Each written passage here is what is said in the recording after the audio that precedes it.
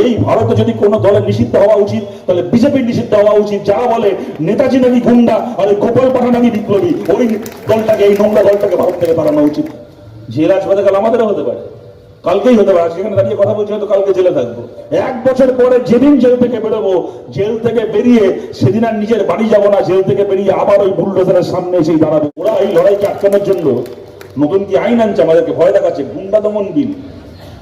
BJP গুন্ডা দমন বিল আনছে। ওরা আমাদের কি গুন্ডা দমনের ভয় দেখাচ্ছে? বিজেপি তো নেতাজি সুভাষচন্দ্র বোসকে গুন্ডা মনে করে। ওদের দলের সভাপতি দেখছি 2-3 দিন আগে বক্তৃতায় বলছেন, যখন শ্যামাপ্রসাদ মুখোপাধ্যায়রা মিটিং করতেন, হিন্দু মহাসভা মিটিং করত, ফরওয়ার্ড ব্লকের গুন্ডারা তাদেরকে ইটপাট কেউ ছুটত। আর সেই গুন্ডাদের নেতার নাম এখন বললে বিতর্ক হয়ে যাবে।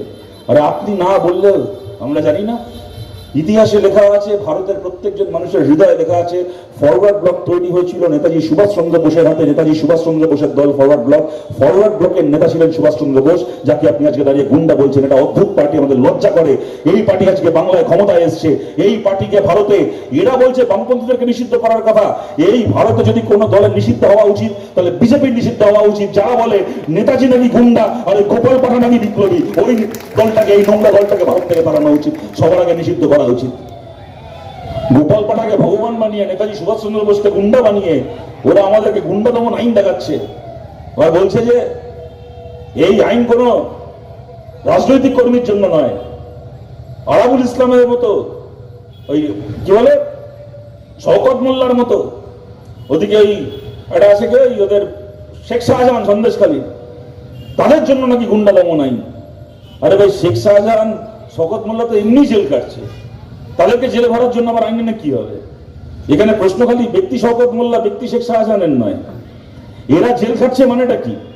শওকতের মতো, শেখ শাহজাহানের মতো অপরাধ যারা করবে তাদেরকে জেলে ভরার মতো আইন তার মানে ইতিমধ্যে রয়েছে ভারতের সংবিধানে মজুদ।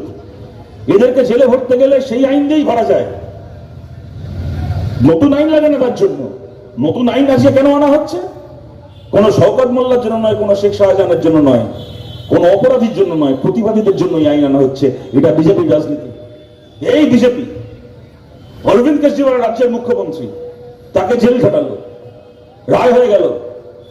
আদালত থেকে কদিন আগে রায় দিয়ে দিল যে অরবিন্দ কেজরিওয়ালকে যে মামলায় জেল খাটানো হয়েছে মামলা খারিজ করে দিল আদালত, বললো এটা মিথ্যে মামলা ছিল, জাল মামলা ছিল। কি হলো? মাঝখান থেকে রাজ্যের একজন মুখ্যমন্ত্রীকে কয়েক মাস জেল খাটিয়ে তার সরকারটাকে ফেলে দেওয়া হলো। প্রবীর পুরকায়স্থ, আমাদের পার্টির এক কর্মী, আমাদের পার্টির এক কমরেড, 75 বছরের উপর বয়স, এমার্জেন্সির সময় ইন্দিরা গান্ধী যখন এমার্জেন্সি জারি করেছিলেন, সেই এমার্জেন্সির বিরুদ্ধে লড়াই করতে গিয়ে সেই সময় আটক হয়ে জেল কেটেছিলেন।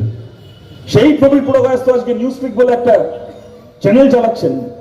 যখন গদি মিডিয়া বিজেপির কাছে বিক্রি হয়ে গেছে, তখন সোশ্যাল মিডিয়া, এখানেও যারা রয়েছেন, যারা সোশ্যাল মিডিয়ায় বিজেপির বিরুদ্ধে, সরকারের অন্যায়গুলোর বিরুদ্ধে লড়াই করছেন, সেরকম একটা চ্যানেল বানিয়েছিলেন নিউজপিক।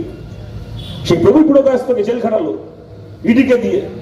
আদালত কদিন আগে রায় দিয়ে দিল, তার বিরুদ্ধে আনা অভিযোগ মিথ্যে, মামলা খারিজ করে দিল। মাঝখান থেকে মানুষগুলোকে জেলটা খাটানো হয়ে গেল। আজকে আপনারা বলুন তো, প্রফেসর জিএন সাই বাবা একজন অধ্যাপক ছিলেন। একটা মানুষ, তার শরীরের 90% প্রতিবন্ধী, 90% পঙ্গু, সে নাকি দেশদ্রোহিতা করছে বলে তাকে 1 দিন নয়, 2 দিন নয়, 5 দিন নয়, 10 দিন নয়, তাকে 10টা বছর জেল খাটালো বিজেপির সরকার। জিএন সাই বাবাকে 10 বছর জেল খাটালো একজন মানুষকে যার শরীরের 90% পঙ্গু। 10 বছর পরে আদালতে প্রমাণিত হলো যে তার বিরুদ্ধে আনা একটা অভিযোগ সত্যি নয়, অভিযোগগুলো মিথ্যে। আদালত খারিজ করে দিল। 10 বছর নিরপরাধ একজন মানুষ জেল খাটার পরে তিনি জেল থেকে বেরোলেন। জেল থেকে বেরোনোর কয়েক মাসের মধ্যে তার মৃত্যু হলো, তার প্রাণ চলে গেল, মারা গেলেন জিএন সাই বাবা। এই হচ্ছে বিজেপি। উমর খালিদ জেল খাচ্ছে আজকে এত বছর ধরে।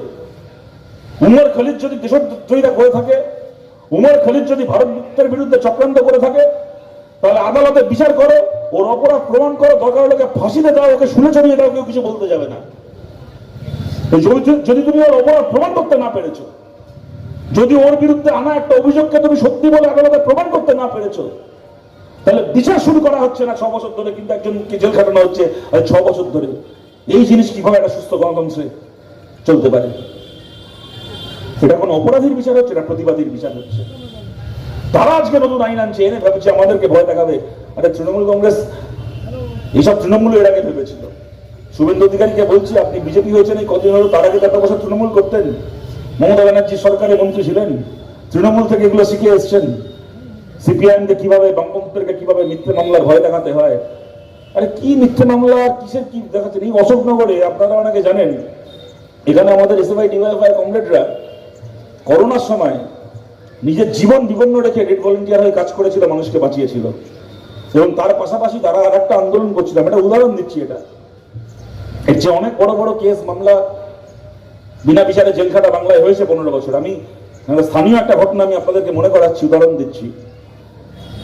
করোনার সময় ডেড ভলেন্টিয়ার হিসেবে কাজ করা, মানুষকে বাঁচানোর পাশাপাশি আমাদের ছাত্র যুব কমরেডরা অশোকনগরে আর একটা কাজ করেছিল। তারা ধারাবাহিকভাবে আন্দোলন করছিল যে সব খুলে গেল, মদের দোকান খুলে গেল, বিয়ার বার খুলে গেল, ডান্স বার খুলে গেল, মন্দির মসজিদ গির্জা সব খুলে গেল, ভোট হচ্ছে, সব হচ্ছে, খালি স্কুলগুলো বন্ধ হয়ে পড়ে আছে। কেন? স্কুল খুলতে হবে, বাচ্চাগুলোকে আবার স্কুলে পাঠাতে হবে। সেই দাবিতে আন্দোলন করেছিল। একটা সময় সরকার বাধ্য হয় স্কুলগুলোকে খোলার ঘোষণা করতে, স্কুলগুলো খোলে, আন্দোলনের জয় হয়। সেই জয়ের আনন্দে ছেলে মেয়েগুলো আবির খেলছিল, আমাদের এসএফআই ডিওয়াইএফআই করা অশোকনগরের ছেলে মেয়েগুলো। এই নারায়ণ গোস্বামী এমএলএ ছিল, রাস্তায় নারায়ণ গোস্বামীর একটা হোর্ডিং লাগানো, হাত জোর করে দাঁড়িয়ে আছে, নাম্বার করে ছবি টাঙানো আছে ল্যাম্পপোস্টের গায়ে। ছেলে মেয়েগুলো আবির খেলতে খেলতে লাল একটুখানি আবির উড়ে গিয়ে নারায়ণ গোস্বামীর ওই একটা প্ল্যাকার্ড, একটা ছবির গায়ে লেগেছিল। এই ছেলে মেয়েগুলোকে জেল কাটানোর জন্য থানা এফআইআর করা হয় তৃণমূলের পক্ষ থেকে, নারায়ণ গোস্বামীর পক্ষ থেকে, যে এই যে নারায়ণ গোস্বামীর ছবিতে লাল আবিরের গুঁড়ো গিয়ে লাগলো, এইটা হচ্ছে নারায়ণ গোস্বামীকে খুন করার চেষ্টা বলে এফআইআর করা হয় ছেলে মেয়েগুলোর বিরুদ্ধে। এই রাজনীতি আমরা দেখেছি পশ্চিমবাংলায়, এর বিরুদ্ধে আমরা লড়াই করে আজকে দাঁড়িয়ে আছি। আপনার এই গুন্ডা দমন আইনের ভয় আমাদেরকে কি দেখাচ্ছেন? আপনাদেরকে বলছি, দেখুন তৃণমূলের লোকেরা ওদের পায়ে গিয়ে ডাইট দিয়েছে, কারণ তৃণমূল জানে ওরা যা চুরি করেছে, যা ধর্ষণের মামলা ওদের নেতার নামে, খুনের মামলা, লোকের জমি বাড়ি দখল করে কোটি কোটি টাকা সম্পত্তি বানানোর মামলা, সেগুলোকে রক্ষা করতে হবে। আর এই সমস্ত মামলায় জেলে যাওয়ার হাত থেকে বাঁচতে হবে। তাই বিজেপির পায়ে গিয়ে ওরা ডাইট দিয়েছে। আমরা বামপন্থীরা বলছি, আমাদের এই খুনের দায়, ধর্ষণের দায়, চুরির দায়, লোকের জমি বাড়ি দখল করার দায় আমাদের জেলে যাওয়ার ভয় নেই। কিন্তু তার মানে এই নয় যে আমরা জেলে যেতে পারি না। জেল আজ বাদে কাল আমাদেরও হতে পারে, কালকেই হতে পারে। সেখানে দাঁড়িয়ে কথা বলছি, হয়তো কালকে জেলে থাকবো, আমরা জানি হতে পারে। এই চুরির ছাঁচরামির কাছে জেল হবে না, কিন্তু লড়াই করতে গিয়ে, রাস্তা অবরোধ করতে গিয়ে, প্রতিবাদ করতে গিয়ে জেল হতে পারে। এইটুকু আপনাদেরকে বলছি। এর জন্য যদি জেলে যেতে হয়, তাহলে মাথা নিচু করে নয়, মাথা উঁচু করে জেলে যাবো, হাসতে হাসতে জেলে যাবো। যদি ব্যারিকেডের সামনে দাঁড়িয়ে জেলে যেতে হয়, যদি বুলডোজারের সামনে দাঁড়িয়ে জেলে যেতে হয়। আর এটাও বলছি, যেদিন জেল থেকে বেরোবো, তা যদি গুন্ডা দমন আইনে 1 বছরের জন্য হয়, 1 বছর পরে যেদিন জেল থেকে বেরোবো, জেল থেকে বেরিয়ে সেদিন আর নিজের বাড়ি যাবো না, জেল থেকে বেরিয়ে আবার ওই বুলডোজারের সামনে এসেই দাঁড়াবো। তার জন্য আমরা কমিউনিস্ট পার্টি করি, তার জন্য হাতে লাল পতাকা ধরেছি। ওই সমস্ত আইন দেখে আমাদেরকে ভয় দেখানো যাবে না। আমাদের লড়াই যেরকম চলছে, আমাদের লড়াই চলবে। আরো বেশি মানুষকে নিয়ে, আরো বড় আকারে আমাদেরকে লড়াই করতে হবে।